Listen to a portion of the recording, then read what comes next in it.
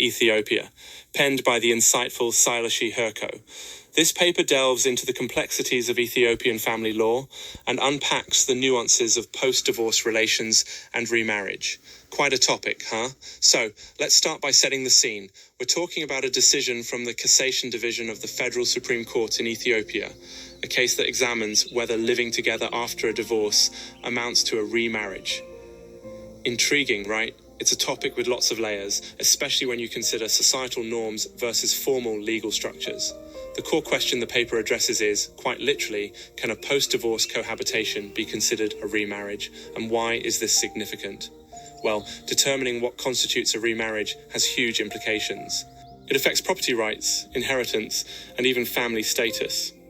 The paper highlights how the gaps between the law and societal practices can lead to complex situations where informal practices might clash with legal provisions. You see, in places like Ethiopia, where oral traditions and local customs play a significant role, this kind of issue is not just theoretical, it impacts real lives significantly. Now, Silashi Herko contends that a remarriage requires celebration as per the revised family code of Ethiopia. The paper argues that post-divorce cohabitation should not be equated to remarriage unless it is formalized according to the legal stipulations. This is significant because if the court's interpretation aligns otherwise, it could unintentionally erode the legal distinction between marriage and informal unions, which has broad ramifications. So, let's break it down. This case involved an ex-wife, WWR Abebework Getaner. She claimed a remarriage with her ex-husband, despite there being no formal marriage ceremony following their divorce. The Cassation Division eventually ruled that living together post-divorce doesn't constitute remarriage without proper ceremony. Quite the twist, right? Why is this important?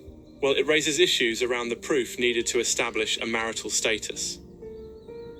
Herko's analysis suggests that without evidence of a celebrated marriage, recognition should not be presumed. This touches on essential legal questions about what evidence is necessary to assume marriage and the potential repercussions of treating cohabitation as marriage. A subtle but powerful distinction in law. And get this. Herko also points out the potential for misinterpretation, stressing the need for clarity. This isn't just a neat legal principle. It's crucial because misconstruing informal cohabitation as a remarriage could lead to legal complications, like disputes over property or even bigamy charges. Yikes. Now, let's sidestep for a second. I remember a chat with a friend who faced legal challenges over property disputes, and it was eye-opening. Legal definitions impact every facet of life, from marriage to managing a business. Anyway, back to the paper.